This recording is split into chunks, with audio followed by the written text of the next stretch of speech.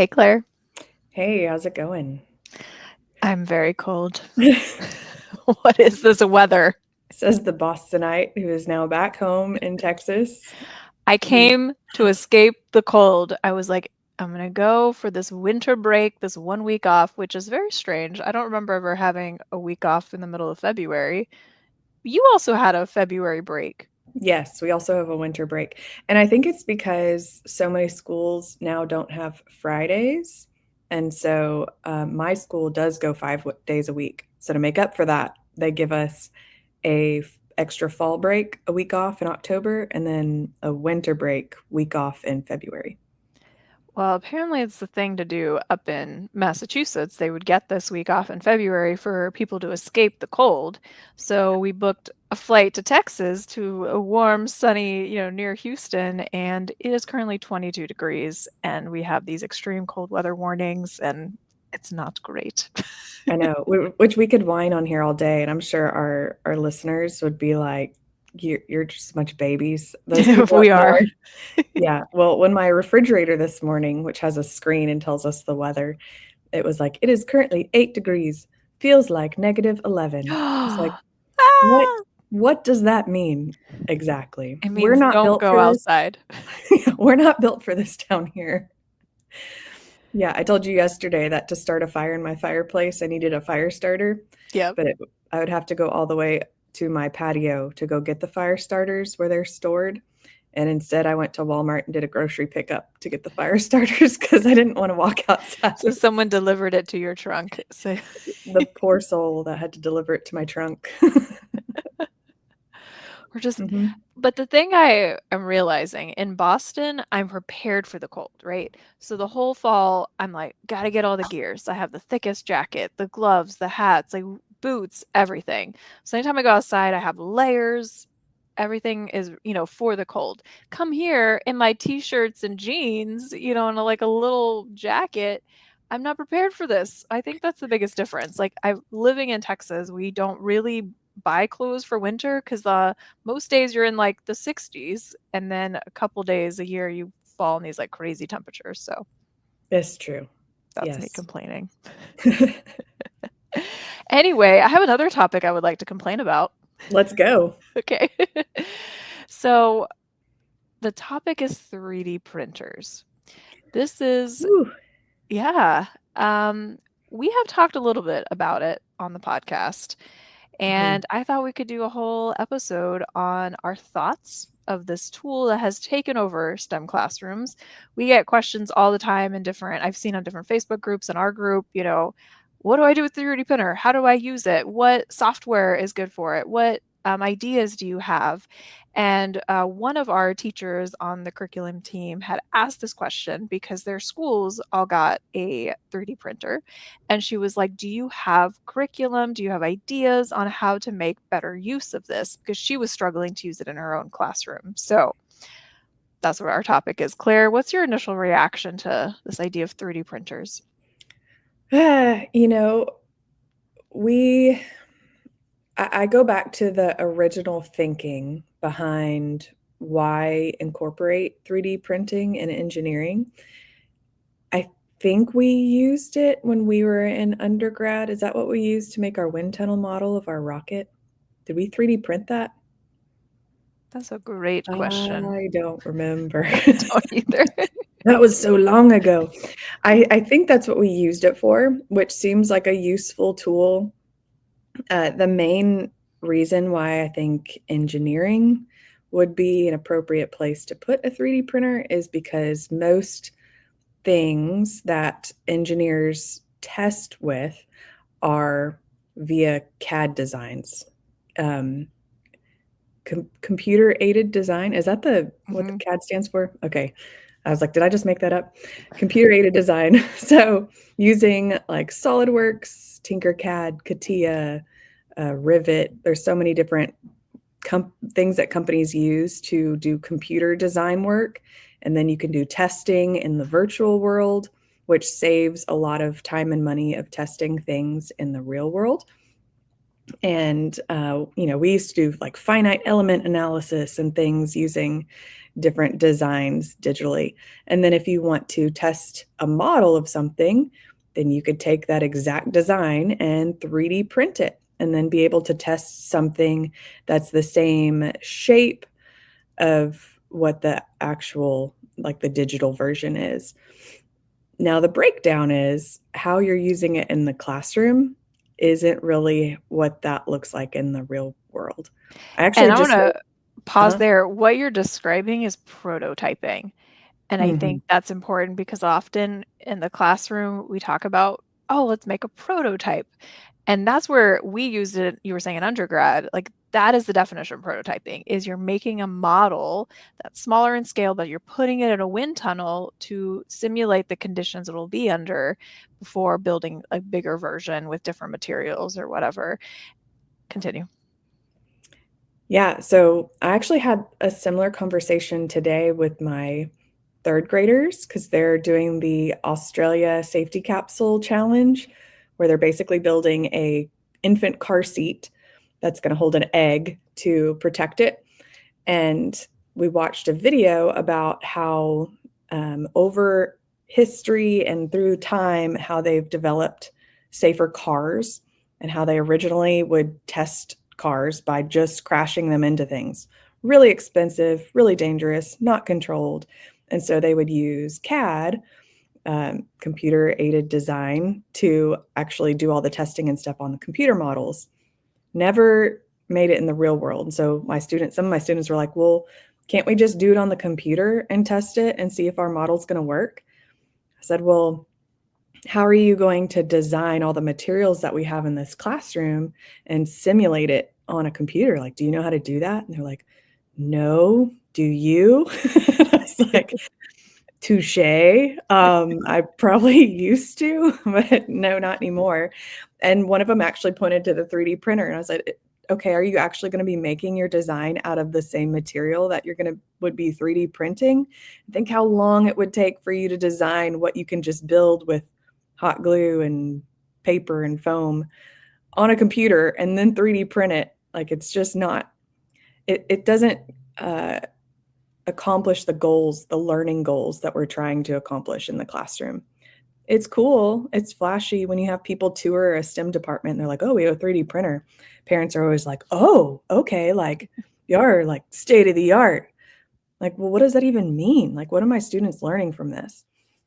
Now, I did use it one time that was closer to being helpful in having students understand things, but they didn't get out of it what I originally intended to use it for.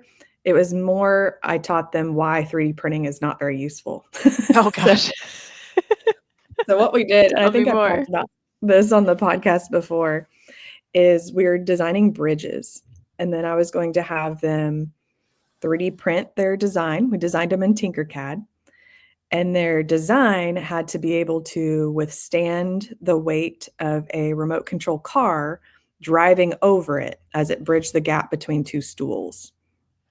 So the one of the things I wanted them to understand is dimensioning and how Mhm. important that is. Like you got to measure that RC car and make sure that your bridge can fit it, Yeah. which was funny because sometimes several students, when they 3D printed, their bridges were like the size of their finger.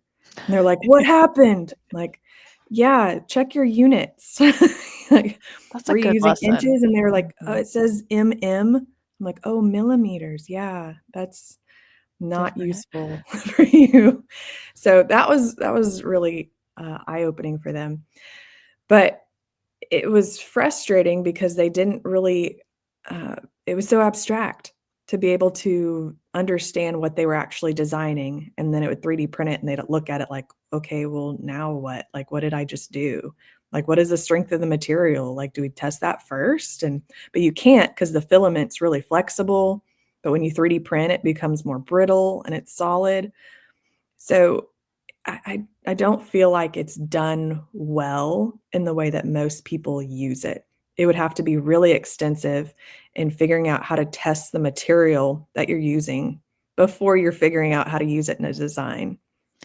Yeah, and I think There's a couple of different ways that I could see it. So I like what you just talked about, this idea of dimension and scale. So having kids understand this as a tool that engineers use.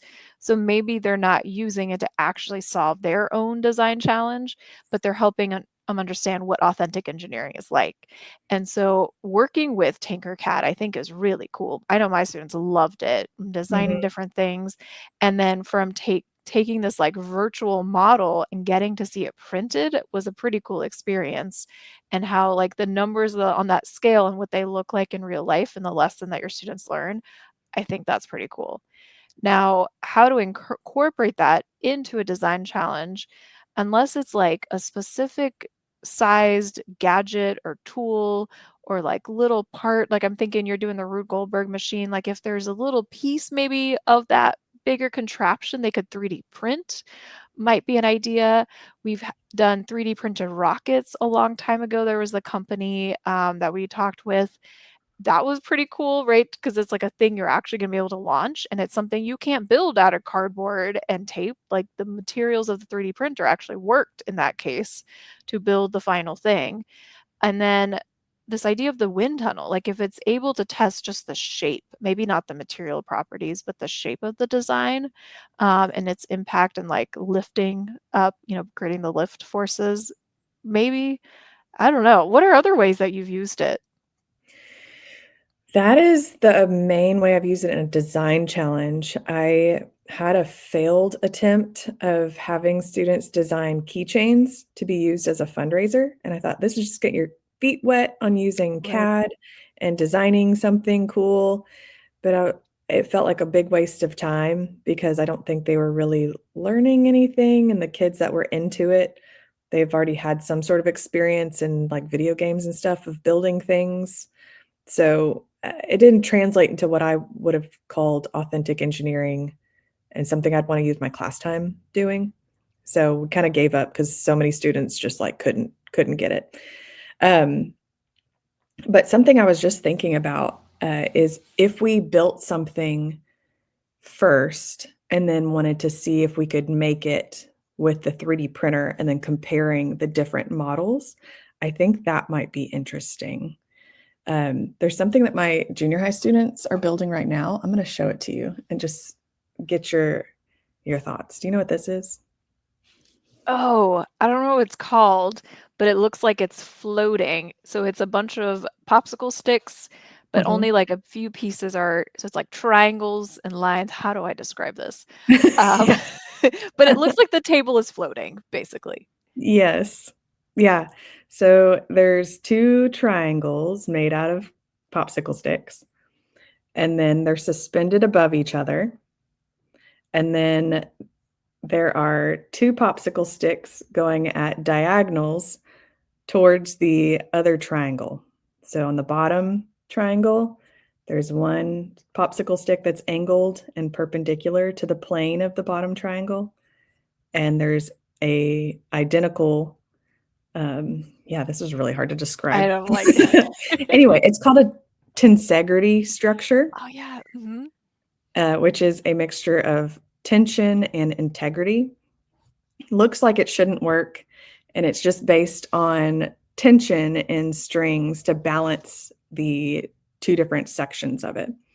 So my junior high students are building this. This is like a segue into our weather balloon, project because I want them to be thinking about balancing structures and the tension in the string that's gonna be attached to the balloon and better ways for us to design the landing element that which is usually a triangle. That's what you when you buy the kit, there's a Right. triangle that's the payload of the weather balloon. And I really want them to think how they're gonna balance and improve the structural integrity of their payload when it hits the ground. So I'm wondering if this uh, this could be some way to design incorporate this design.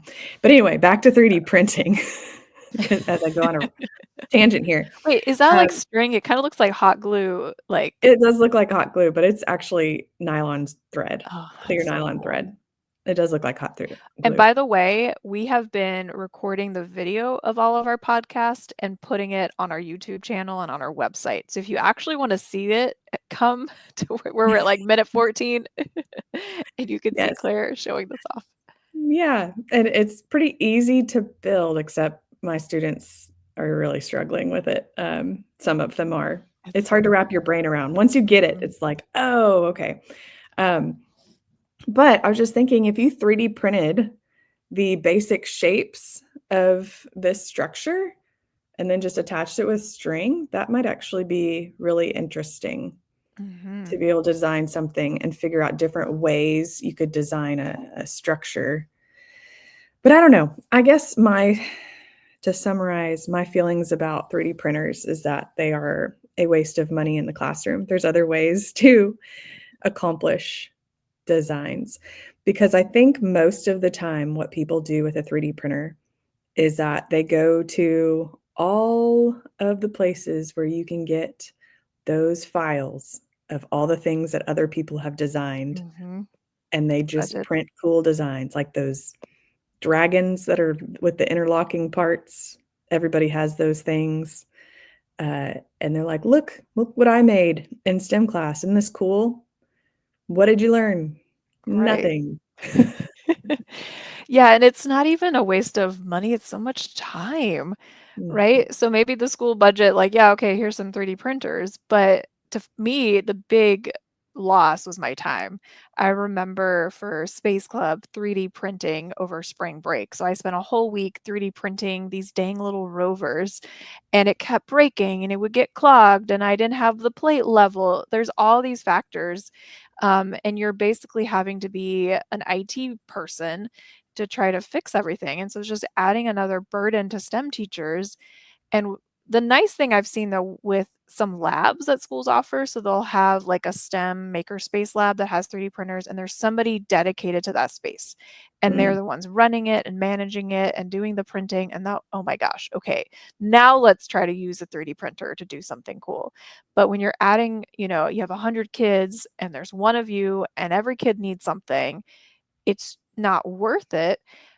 I switched to doing teams, and so we did our space colony competition like a Mars model, and they could 3D print one thing.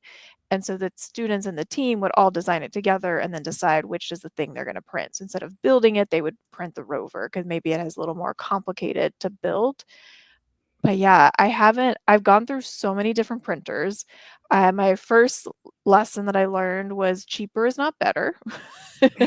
It's better to invest in a better, higher quality printer because those things don't last very long. I had one, it was like Maker something. It was in this cool glass box and it was like $100. This was probably 6 years ago. And I was like, this looks so cool and it's so cheap. So I bought one for the four schools that I was working with and they broke within like, you oh, know, no. a couple weeks.